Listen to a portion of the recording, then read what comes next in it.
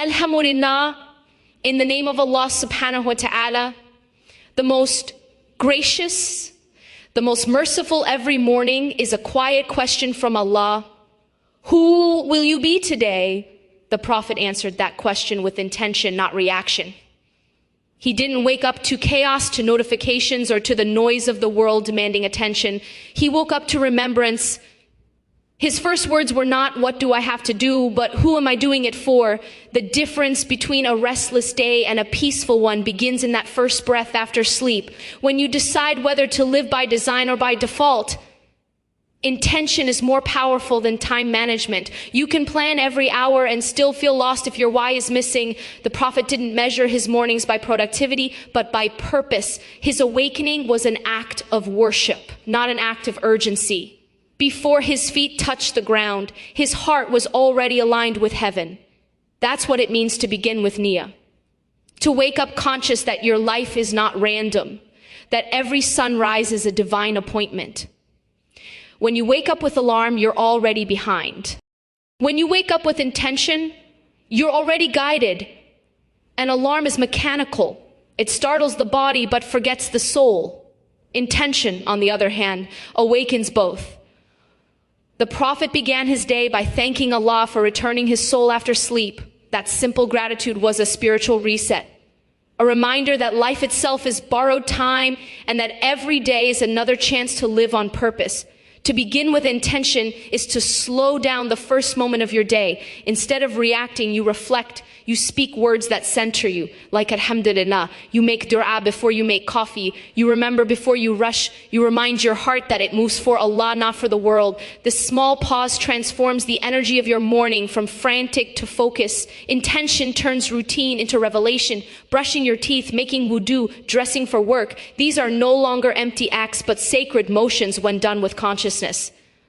The Prophet showed that even the most ordinary morning habits can become spiritual elevation if your purpose is pure. It's not about doing more, it's about doing what matters, with awareness of who you're doing it for. Most of us begin our days reacting to life, answering messages, checking the clock, rushing through prayer. But when you begin with intention, you become proactive in spirit. You choose to lead your day instead of letting it lead you. The Prophet began with alignment, and everything else, his prayers, his interactions, his tasks, flowed naturally from that centered start. Intention is invisible, but its effects are not. You can hear it in the calmness of a voice. You can see it in the way someone handles delays and difficulties. When your morning begins with purpose, your reactions throughout the day are rooted in peace. You stop being easily shaken because your direction was set before the world had a chance to sway you. Every sunrise is an opportunity to return to intention. It's not about waking up early. It's about waking up aware that time is sacred, that your life is a trust, and that how you begin determines how you continue. The Prophet modeled this truth daily. That the soul doesn't wake up when the eyes open. It wakes up when the heart remembers why it was created. Fajr is not just the first prayer of the day. It's the foundation of your entire rhythm. It's the moment when the world is still asleep, but the believer is awake, whispering to the Creator. The Prophet treated Fajr not as an obligation to complete, but as an invitation to connect. It was his daily meeting with peace before facing people, with purpose before facing problems, with Allah before facing the world. That's why Fajr isn't just a prayer, it's a positioning of the heart.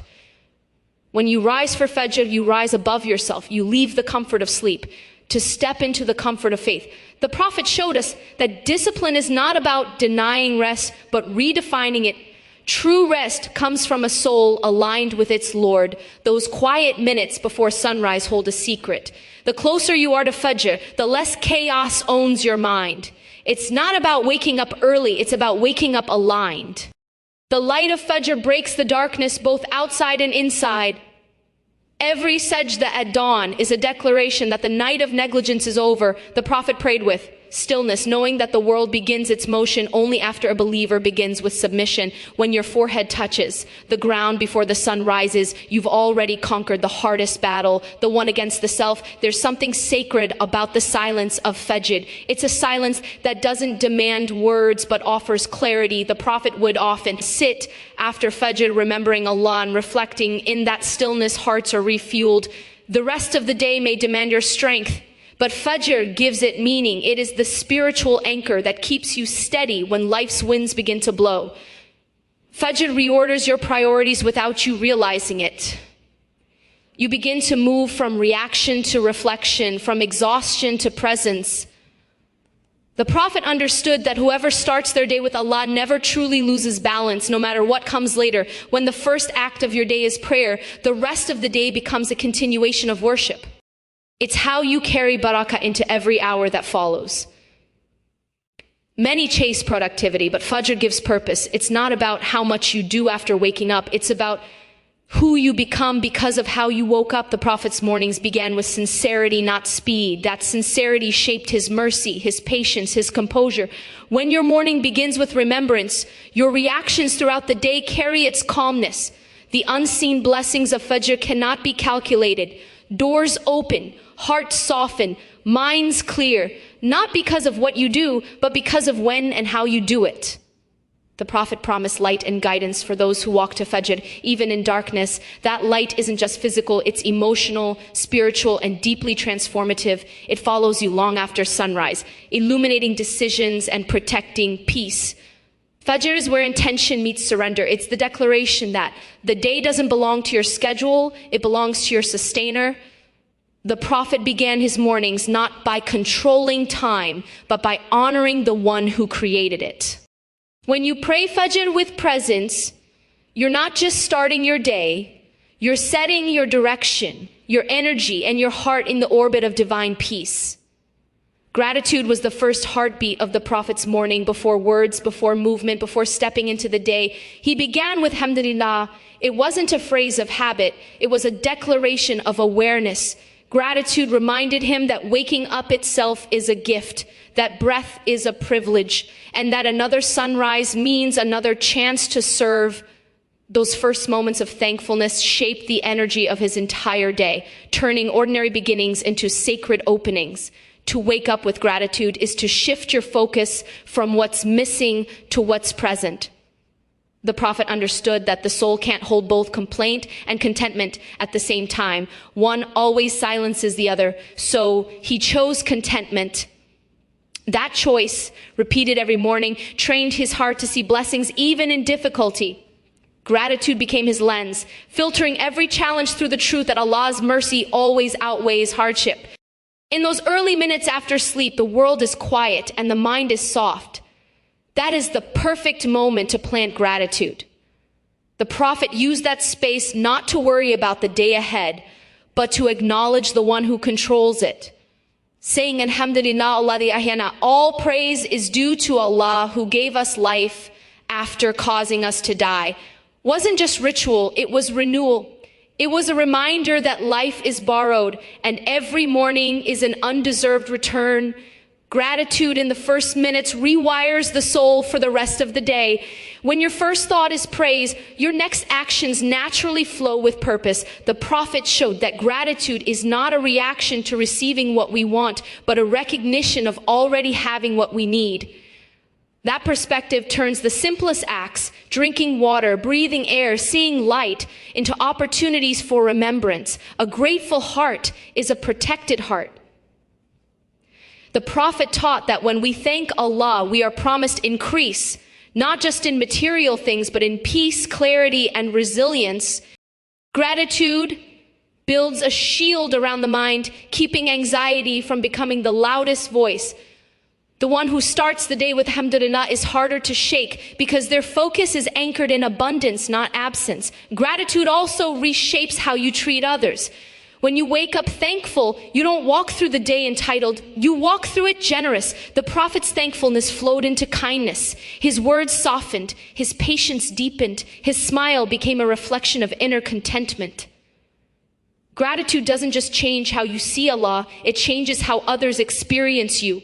The first few minutes after waking are spiritual soil. Whatever you plant there grows throughout the day. The Prophet planted remembrance and gratitude because he knew that every emotion, every reaction, every decision grows from that seed. When your morning starts with complaint, your day leans towards stress. When it starts with shukr, it leans towards serenity. Gratitude in that way is not just an emotion, it's an ecosystem for peace. Every believer has the same sunrise, but not the same sight. Gratitude changes how you see the light. The Prophet ﷺ said, every dawn as a personal gift from his Lord. Another day to worship, to serve, to love, to forgive. When your heart wakes up saying thank you, it stops chasing fulfillment and starts living it. Gratitude in the first minutes doesn't just change the morning, it changes the meaning of being alive. For the Prophet, cleanliness was not about appearance, it was about alignment. Every act of purification was an act of preparation to meet Allah. Before prayer, he performed wudu with calmness, awareness, and reverence, as if washing not just his limbs, but his distractions.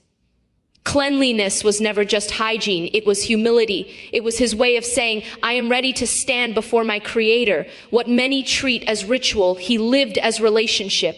When you view cleanliness as worship, even the smallest act becomes sacred. Washing your hands, brushing your teeth, wearing clean clothes, these are no longer mundane habits, but reflections of inner order.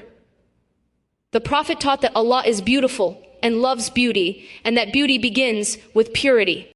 He connected external cleanliness to internal clarity. A clean space mirrors a clean heart, and a clean heart attracts divine presence. The process of wudu itself is a spiritual dialogue. Each drop of water carries away more than dust. It carries away the residue of heedlessness. The Prophet said that sins fall from the body with the last drop of water. That's why he approached wudu with serenity, because it wasn't just about cleanliness, it was about renewal. Every rinse was a reminder that Allah allows us to begin again. Even after we've stumbled, cleanliness was part of his daily rhythm, not an occasional effort. His garments were neat, his breath was pleasant, his surroundings organized. It was not vanity, it was dignity. The Prophet understood that how you maintain your outer world reflects how you honor your inner one. Cleanliness was a silent form of gratitude, a way of respecting the body and the blessings entrusted to it. When life feels cluttered, often the heart is too. The Prophet modeled that clarity begins with purification. When he instructed his companions to keep their homes and paths clean, he was teaching more than sanitation. He was teaching mindfulness. A believer who tidies their environment is also tidying their thoughts, creating space for peace to enter. Cleanliness is not about control. It's about readiness to receive. Even his worship was connected to cleanliness in timing and form. He would not rush into prayer without it. He emphasized that the key to prayer is purification, that the quality of our worship is deeply tied to the state of our body and mind when we enter it. Cleanliness was the doorway to khushu, the deep focus that turns prayer into a true meeting with Allah. To treat cleanliness as routine is to miss its meaning. Routine seeks completion, worship seeks connection. The Prophet transformed what people consider small, rinsing the mouth, trimming nails, wearing perfume, into acts of devotion. These gestures reminded that every moment is an opportunity to honor the one who created him in the best form. Cleanliness, in his example, was not separate from spirituality. It was its reflection. The Prophet showed that a clean heart expresses itself through a clean life. Every time he purified himself, he was quietly reminding his followers that worship begins long before the prayer. It begins when you prepare your body, calm your mind, and ready your soul for the sacred encounter.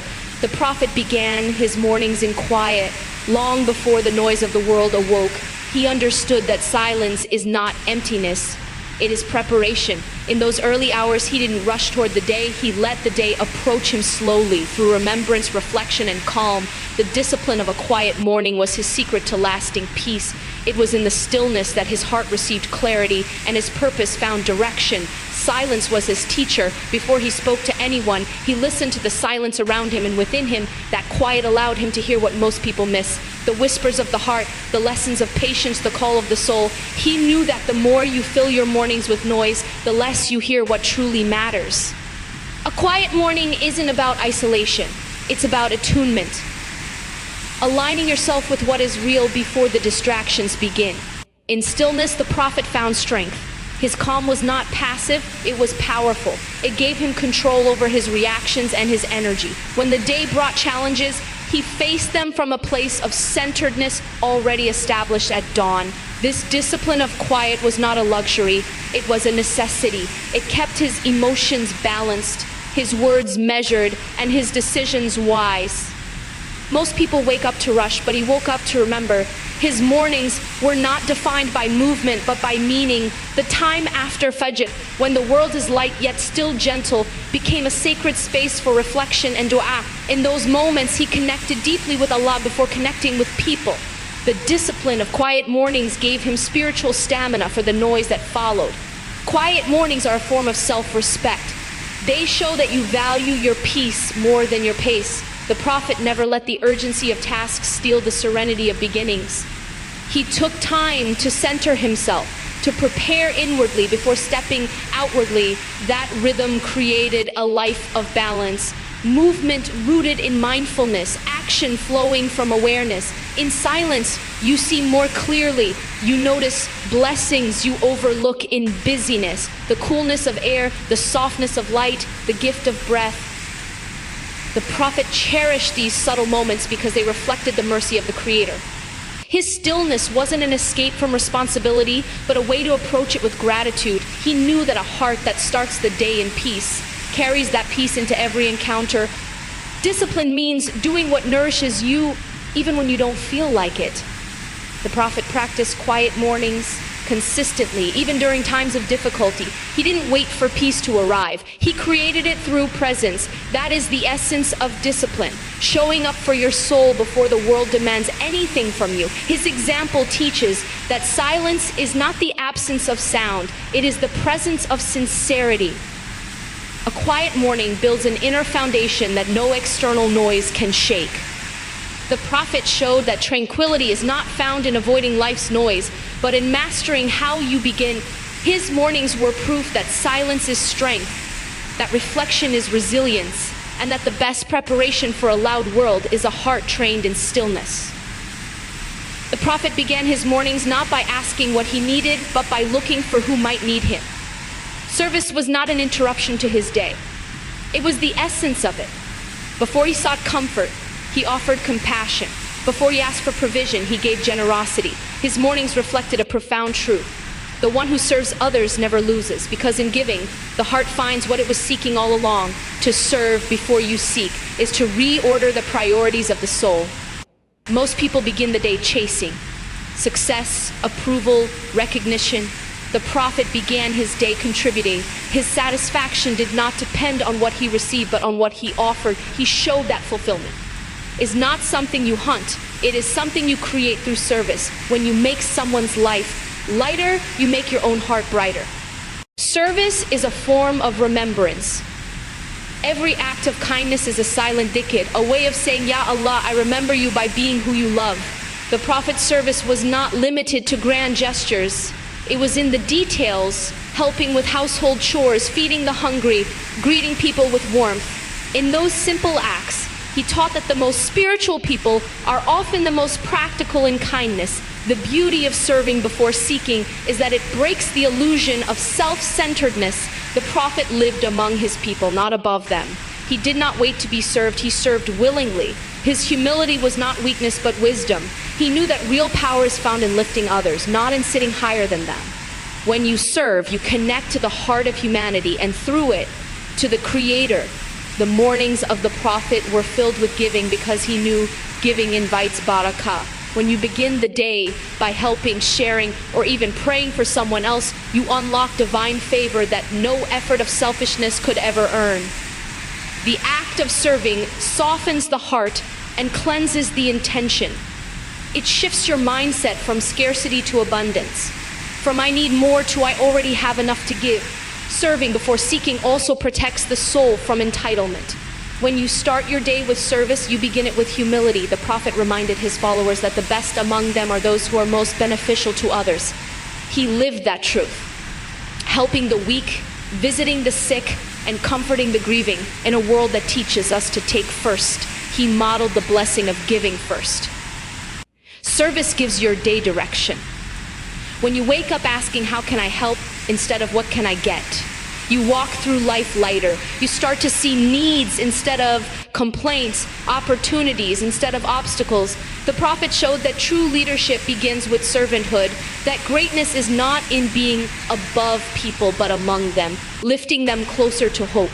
Every act of service, no matter how small, echoes far beyond the moment. The Prophet's kindness was not transactional. It was transformational. His mornings remind us that the heart grows richer the more it gives, that barakah lives in generosity, and that those who serve before they seek never walk alone, because Allah Himself supports those who support others. The Prophet built his life on consistency, not intensity.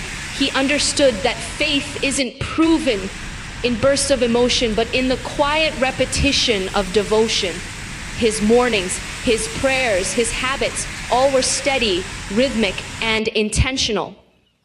He showed that the soul grows not through dramatic effort, but through disciplined continuity. The strength of a believer is not measured by how high they rise in one moment, but by how faithfully they walk, step after step, without giving up. Intensity excites, but consistency transforms. Many begin with fire but fade with fatigue. The Prophet never rushed his growth. He nurtured it. His worship was sustainable because it was balanced. Small actions done regularly with sincerity. He taught that Allah loves deeds that are consistent, even if they are few. That love is found in the steady heartbeat of faith, not in the occasional surge of passion. Consistency is a form of honesty. It reveals whether your commitment is real or just emotional.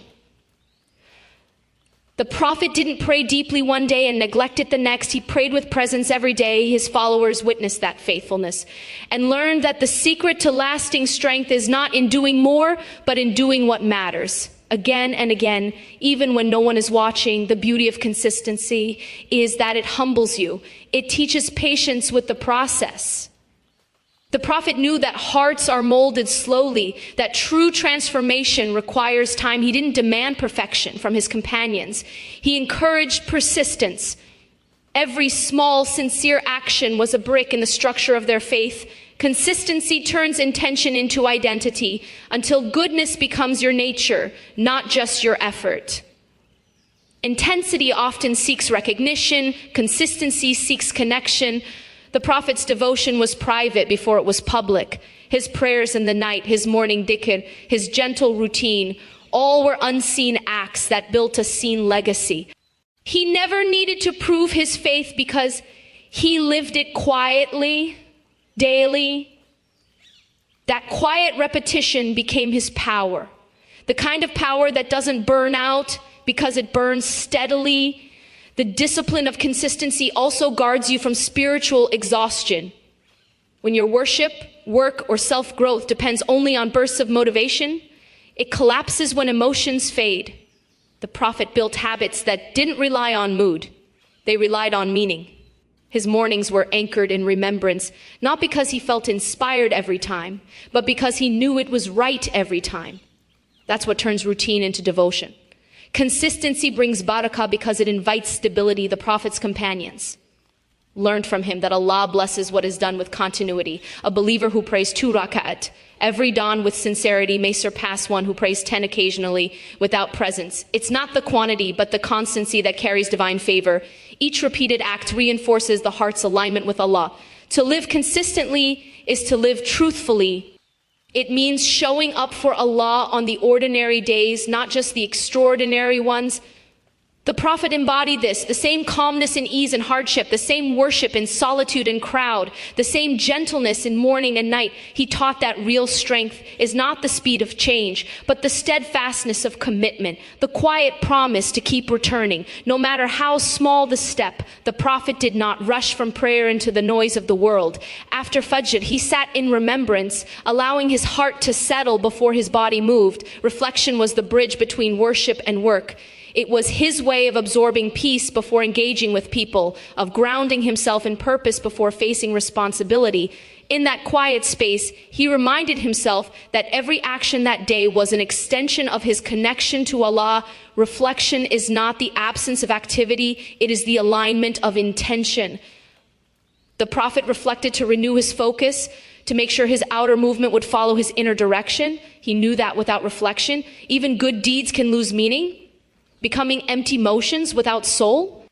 His mornings were designed to center the heart so that the day would flow with awareness rather than distraction. In reflection, he found clarity. The Prophet didn't start his day by planning outcomes. He started by anchoring his mindset. That reflection turned uncertainty into trust.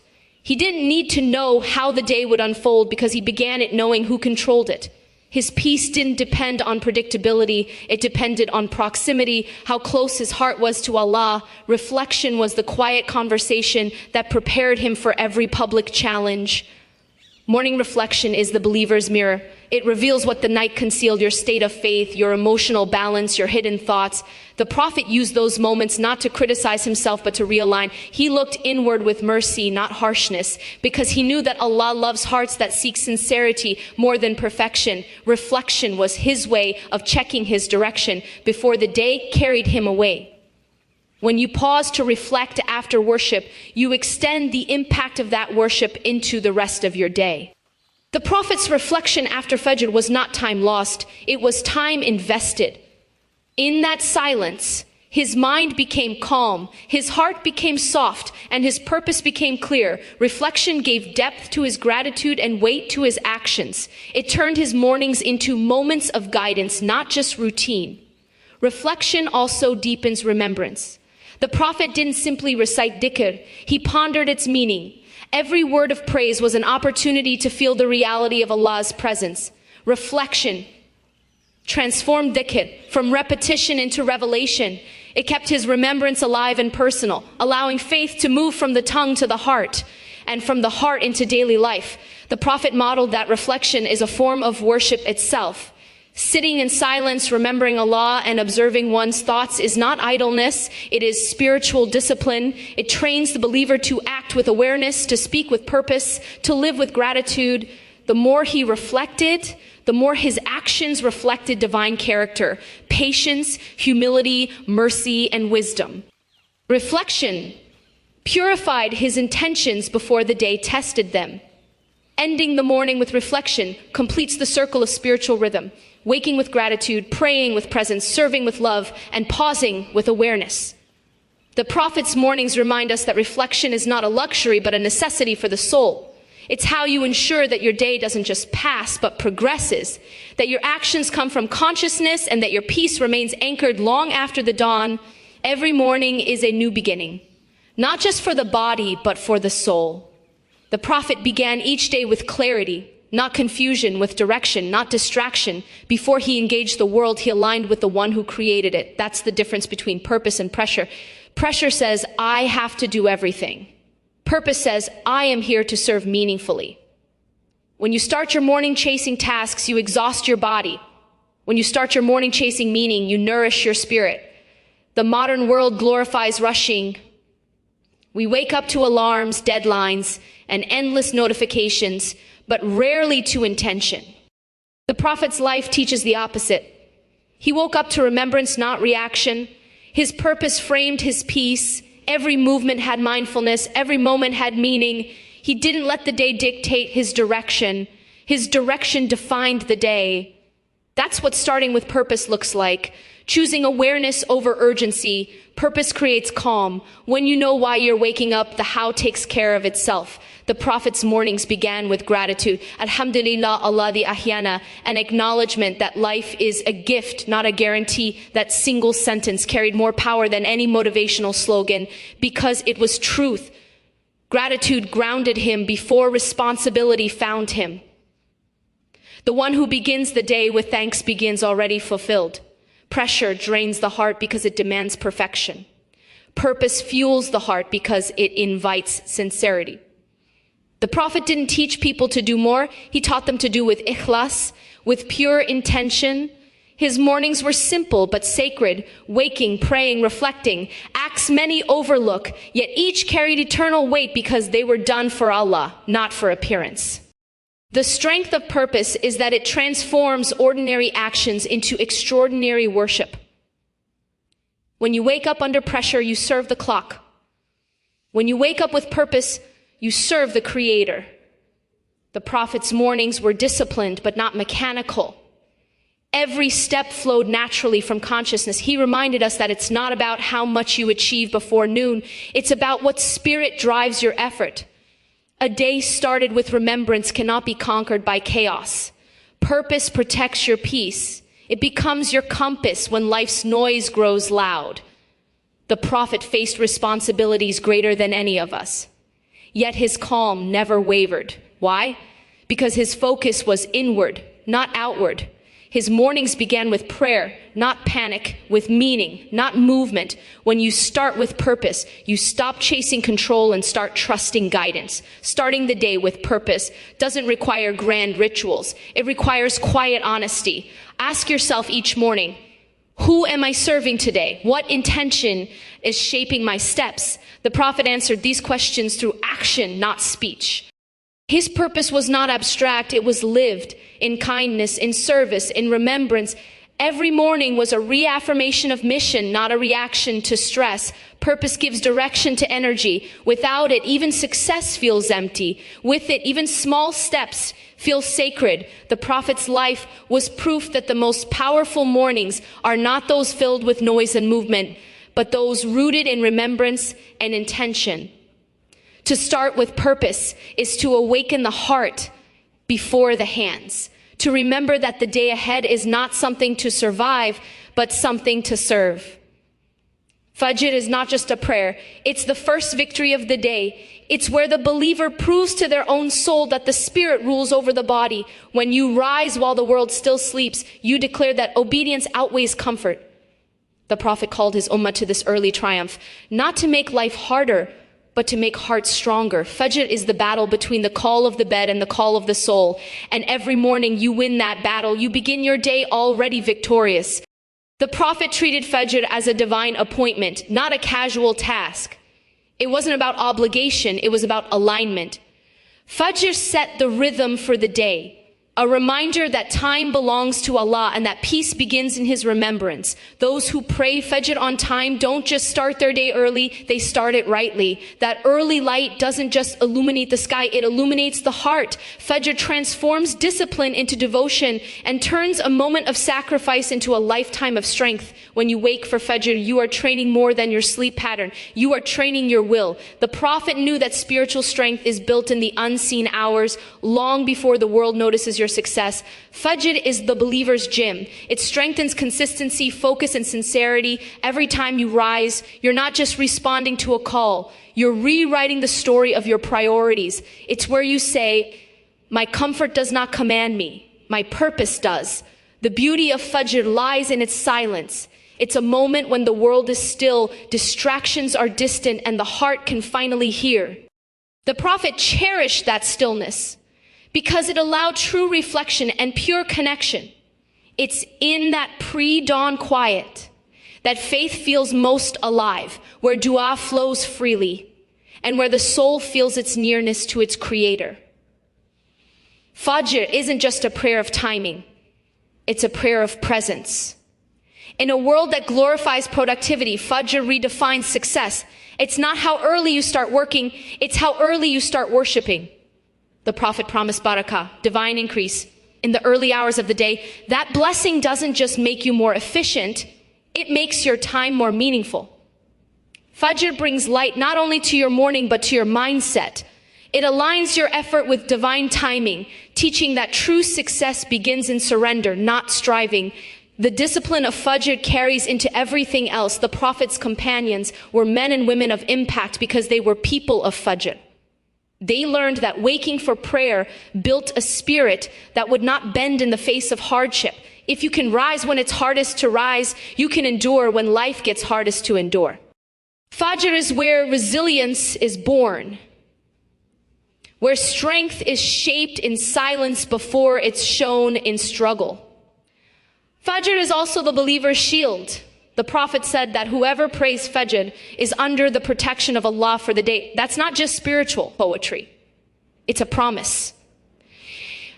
When you begin your day with submission, you walk under divine guidance. The worries of the day still exist, but they no longer rule you. Fajr builds a sense of calm that no amount of chaos can shake. You step into the world knowing you've already fulfilled your highest priority. The one who conquers Fajr conquers the self. The Prophet's mornings remind us that greatness begins in obedience, not opportunity. Each Fajr is a test of intention. Will you choose fleeting rest or lasting peace? The answer defines the tone of your entire day. Fajr is more than a ritual. It's a rhythm of victory, a reminder that success in this world and the next begins not when you wake up, but with why you wake up. Every action begins twice, once in the heart and once in the world.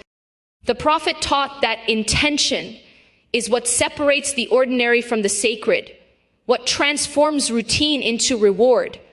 When you wake up in the morning, your intention determines the quality of your experience. Two people can perform the same act, one driven by duty, the other by devotion, and yet only one finds peace. Intention is not invisible. It shapes how you feel, how you act, and how you receive what happens. The Prophet began his day not by asking what he would do, but why he would do it. His mornings were filled with purpose because his heart was filled with direction. He knew that intention is the seed of sincerity, and sincerity is the root of barakah. A day started with the right intention becomes a day guided by divine presence. It's not just about what tasks you complete, but about what meaning you carry into them. When the Prophet woke, his first words were of gratitude, alhamdulillah. That wasn't habit, it was intention in motion. He chose to begin with remembrance, which shaped how he saw everything that followed. Gratitude turned effort into worship and challenges into opportunities for growth. Intention reframes your lens. When you intend to serve Allah in all you do, even the smallest actions reflect greatness. Without intention, even good deeds can feel empty. With it, even simple acts become sacred. The Prophet showed that it's not the scale of your action that matters, it's the sincerity behind it. Drinking water, smiling at someone, earning a living, all of these become worship when done with a heart aligned toward Allah. Intention elevates life from mechanical to meaningful, from repetitive to reflective. Your intention also determines your resilience. When you work only for results, setbacks discourage you, but when you work for Allah, every outcome becomes progress. The Prophet endured hardship, rejection, and loss, yet his peace remained unshaken because his why never changed. He didn't live for comfort. He lived for calling. Intention made his effort timeless because it was rooted in eternity, not approval. Intention is the quiet decision that gives strength to every visible act. The Prophet trained his companions to renew their intentions constantly, before prayer, before speech, before travel, because he knew how easily the heart drifts. Renewing intention brings the heart back to alignment, turning distraction into devotion. Every moment is a new chance to begin again, not by changing your circumstances, but by refining your purpose. The beauty of intention is that it gives meaning even to what seems mundane. The Prophet said, actions are judged by intentions. That means your worth is not measured by volume, but by direction. You could spend an entire day doing small, simple things, yet be earning the reward of giants if your intention is pure. Intention gives depth to what the eye cannot see, transforming each breath into remembrance. When your intention is clear, your experience becomes calm. The Prophet's peace was not the absence of hardship. It was the presence of alignment. Every morning, he set his heart before setting his plan. Intention became his compass, guiding his tone, his energy, and his focus. When the heart knows why, the mind finds how, and when the day begins with purpose, every moment becomes an opportunity to draw closer to the one who gave it. The prophet began his day in stillness before movement, in silence before speech. His mornings were not rushed but rooted. Before engaging the world, he engaged his Lord. That stillness was not laziness, it was leadership. It was the calm that precedes clarity. In that quiet before dawn, the prophet gathered his strength, not from the world's noise, but from the peace of remembrance. He understood that you cannot lead your day if you start it lost in distraction. Stillness is not the absence of progress, it is the preparation for it. The prophet taught that barakah is found in the early hours, not just in activity, but in awareness. When you pause before you rush, you allow your heart to catch up with your body. You remember who gave you time before you begin to spend it. The stillness of the prophet's mornings set the tone for everything that followed. Every decision, every conversation, every step anchored in calm purpose. Our world glorifies speed, but the prophet glorified presence. While people measure productivity by movement, he measured it by mindfulness. He began his mornings in dhikr, not devices, in gratitude, not goals. That pause before action created clarity. It reminded him, and now reminds us, that direction matters more than acceleration. Moving fast means nothing if you are headed nowhere. The stillness of the prophet was strength disguised as serenity. In that pause, he built inner resilience. He taught that silence polishes the soul, making space for wisdom to rise. Those moments of quiet reflection were not wasted time. They were sacred time. Stillness became his way of sharpening vision before taking on the noise of responsibility. The believer who learns to pause learns to lead. Stillness also protects the heart from impulsiveness. The prophet never reacted out of haste. His calm was not situational. It was intentional. Before speaking, he paused. Before deciding, he reflected. That discipline of stillness created wisdom in motion.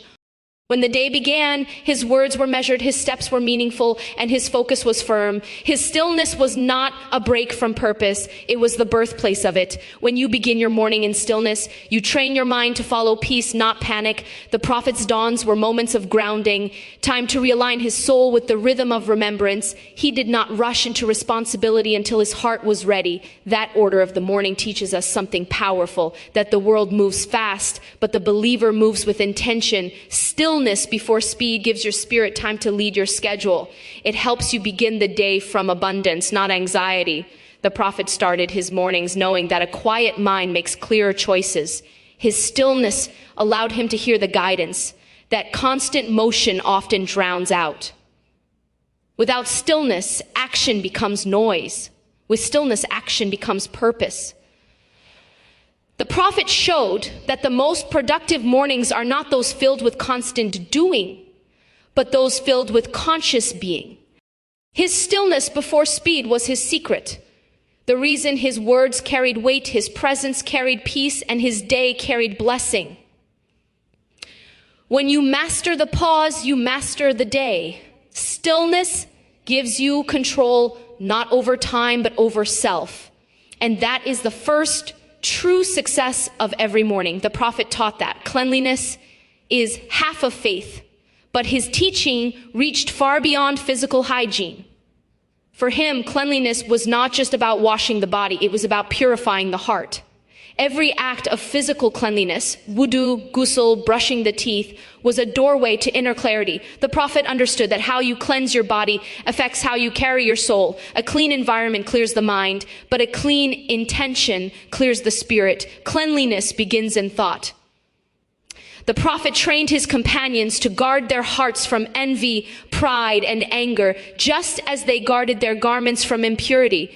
Inner cleanliness requires awareness, noticing when negativity starts to form and washing it away with remembrance. A person who prays with a clean body but a cluttered mind has completed only half the act. True cleanliness is when your thoughts are as pure as your wudu water. When the prophet performed wudu, he did it with calm and focus. Each drop of water symbolized more than hygiene. It was renewal. As he rinsed his hands, he released attachment. As he washed his face, he reset his outlook. As he cleansed his feet, he prepared to walk with purpose. That mindfulness turned an ordinary act into spiritual discipline. Cleanliness was not about appearance, it was about alignment. Mental cleanliness means filtering what you allow to enter your mind. The Prophet avoided useless talk, gossip, and argument, not because he was detached, but because he protected his peace. He filled his mornings with remembrance, his speech with truth, and his time with meaning. What you consume, through your eyes, ears, or words, determines the purity of your thoughts. Cleansing your mind is a daily act of worship, just like cleansing your body. The Prophet lived in simplicity because he understood that clutter clouds clarity. His home was minimal, his routine focused, and his surroundings intentional. The absence of excess created space for reflection. Physical order fosters spiritual order. When your environment is clean, your mind finds room to breathe. Cleanliness was never a luxury for him. It was a spiritual necessity that reflected his inner calm. Purity of the heart was the Prophet's greatest form of cleanliness. He forgave quickly, prayed sincerely, and loved without conditions. To him, resentment was dirtier than dust. He taught that removing hatred from the heart is as important as removing stains from clothes.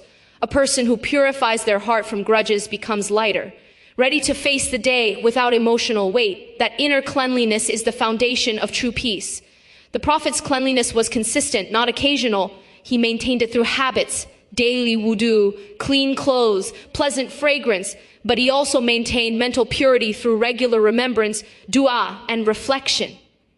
He didn't separate the physical from the spiritual. He saw both as one. Cleanliness of the body prepared him for prayer, while cleanliness of the mind prepared him for sincerity. To live clean is to live conscious. The Prophet showed that cleanliness is not only about what's visible, but about what's valuable. You can wear clean clothes and still carry a dirty heart, or you can live simply and walk with light. Cleanliness in its truest form is the harmony between outer purity and inner peace. When both align, your presence itself becomes refreshing, a reflection of the Prophet's example in every sense. The Prophet lived by a principle that reversed the logic of the world. Serve to receive. He didn't chase what he wanted. He gave what others needed. Service was not a transaction for him. It was transformation. Every act of giving purified his heart and elevated his status. He showed that the hands that serve are the hands most blessed, and the hearts that give are the ones most filled. Service was not beneath him. It was his honor. He began his mornings by serving his family, his companions, his community. Before seeking comfort, he brought comfort. His greatness was not in authority, but in humility. He swept his own home, mended his clothes, and helped prepare food. These acts may seem small, but they carried enormous spiritual weight. In serving others, he connected more deeply with Allah. Every simple act became sacred because it was done with sincerity. Service for the Prophet was the natural expression of gratitude. He didn't serve because people deserved it. He served because Allah blessed him. When you see service as gratitude, not obligation, your energy changes. The Prophet taught that every kindness, even a smile, is charity. That means there is no act too small to matter. When you give without expecting return, you align yourself with divine generosity. The Prophet served with presence. When people spoke to him, he gave his full attention. When someone asked for help, he never turned away. His service wasn't hurried or half-hearted. It was complete. He taught that true service is not measured by effort, but by empathy. To feel another's need as if it were your own. That empathy transforms giving into worship and makes the heart a vessel of mercy. Service also disciplines the ego. The Prophet lived surrounded by followers who loved him, yet he never demanded privilege. By serving, he reminded himself and us that greatness is not found in being served, but in serving. The act of lowering oneself for others lifts the soul in the sight of Allah. The ego seeks attention, the servant seeks purpose. The Prophet chose purpose every time. When you serve sincerely, you receive more than you give. The Prophet said, the most beloved people to Allah are those who are most beneficial to others. Service brings barakah because it aligns your heart with divine mercy. The more you give, the more Allah fills you with peace, with patience, with provision. Service is not subtraction, it's multiplication through surrender. Serving others softens the heart. The Prophet knew that the cure for arrogance, bitterness, or selfishness is service. When you give your time, your effort, or even your attention, you loosen the grip of the ego. Serving doesn't just help others, it heals you. It reminds you that everything you have, your strength, your time, your wealth, is a trust meant to uplift, not just to possess. Service is not a side act of faith. It is its essence. The Prophet's life was one long act of giving, to family, to friends, to strangers, even to those who opposed him. His legacy teaches that the surest way to receive peace, provision, and purpose is to serve for Allah's sake. When you live to serve, you never walk empty-handed, because in every act of giving, Allah fills you in ways the world cannot measure. The Prophet taught that Allah loves the deeds done consistently, even if they are small. That single principle holds the secret to lasting transformation. Consistency builds strength where intensity burns out. The Prophet's mornings, prayers, and habits were steady, not sporadic. He understood that faith grows like a tree, watered daily, not drowned occasionally. True progress is not measured by how fast you start, but by how faithfully you continue. Consistency anchors the heart. When you commit to small acts every day, you create rhythm in your relationship with Allah. The Prophet never treated worship as a mood, but as a method. His connection to Allah didn't depend on emotion or energy. It depended on discipline. He prayed at night regularly. Even if briefly, he made dhikr daily. Even if softly, through steady practice, his soul stayed aligned, no matter how the world shifted around him. Intensity feels powerful, but it's often temporary. It's easy to make big promises in moments of motivation, but the Prophet taught that real strength shows in moments of quiet persistence. He didn't demand perfection from his followers. He guided them toward balance. Consistency protects you from burnout and builds trust within your own heart. It's how you move from inspiration to transformation. The Prophet modeled consistency through simplicity. His worship was not overwhelming, but it was unwavering. Every morning he followed the same pattern: remembrance, reflection, and gratitude. That routine became the structure that held his peace. He taught that faith doesn't need to be loud to be alive. It just needs to be steady enough to survive distraction and change. Consistency also reflects sincerity. The Prophet reminded his companions that the one who keeps returning to Allah, even after falling, is the one truly beloved. When you're consistent, you show Allah that your devotion is not conditional. You come to Him not only in inspiration, but in exhaustion, not only in clarity, but in confusion. That persistence transforms worship from performance into relationship. The Prophet's consistent habits also brought stability to those around him. His companions found peace in his predictability. They knew he would smile, listen, and guide with gentleness. That steady character made him trustworthy, not because he was perfect, but because he was constant. Consistency builds credibility. It turns intention into influence. The Prophet's greatness was not in grand gestures, but in his faithful repetition of goodness. In the Prophet's world, consistency wasn't about doing more. It was about showing up. Whether it was prayer, charity, or kindness, he approached each with quiet regularity. Every act was an offering, not a performance. That daily rhythm kept his soul light and his purpose clear. Consistency teaches that greatness doesn't come from what you do once. It comes from what you do always when you live with consistency. Your small steps accumulate into transformation. The Prophet proved that steady faith outlasts fleeting zeal. He didn't rush change, he nurtured it. He knew that the heart grows stronger, not through bursts of emotion, but through repeated devotion. Every morning you rise, every prayer you make, every good deed you repeat. They build a life that's not just active, but anchored in divine purpose. The Prophet ended his mornings the same way he began them. With remembrance, reflection sealed his routine, turning action into awareness. It wasn't enough for him to simply move through worship. He paused to absorb its meaning. reflection transformed his mornings from mechanical repetition into mindful renewal. He didn't rush from task to task. He moved with consciousness. His example teaches that without reflection, even good routines lose their soul. Reflection gives rhythm to consistency. The Prophet took time after Fajr to sit, to remember Allah, and to let stillness settle into his heart. That quiet space was where gratitude deepened and intentions realigned. Reflection is how he made sure that the outer discipline matched the inner devotion. It was never about how much he did, but about how aware he was while doing it. Reflection was not an extra. It was the essence of his connection. The Prophet used reflection to measure progress, not performance. He didn't ask, did I do enough? He asked, was my heart present? That shift in focus changed everything. Reflection redirected his energy from self-comparison to self-correction. He knew that faith grows not by doing more, but by understanding more deeply. Reflection was how he kept his worship sincere, his goals clear, and his heart light. Reflection after action creates gratitude. The Prophet taught his companions to thank Allah not only before success, but after effort. Each morning was a chance to recognize how far they had come, even if the results weren't visible yet. Reflection helps you see blessings that busyness hides.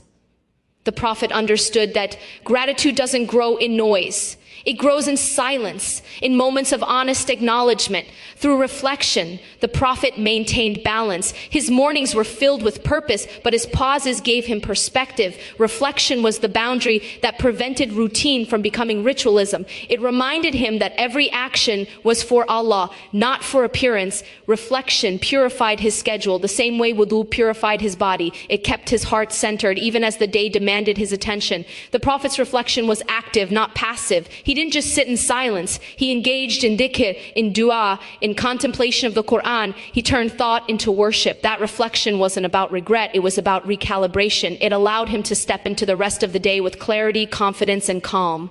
Reflection gave direction to his discipline, ensuring that motion never replaced meaning. Reflection also deepened his humility. The Prophet, despite being the most guided, still reflected on his actions with sincerity. He sought forgiveness, renewed his intentions, and thanked Allah for guidance. That humility is the heart of reflection. Recognizing that growth is ongoing, not finished, every morning became a new beginning, because reflection turned completion into continuation. The Prophet showed that reflection seals not just a routine, but a relationship with Allah. When you pause after doing good, you give space for gratitude, repentance, and renewal. Reflection keeps faith fresh, even in repetition. It's how you turn your morning routine into a spiritual rhythm that breathes meaning into every moment. Through reflection, your day doesn't just begin with worship. It continues with awareness.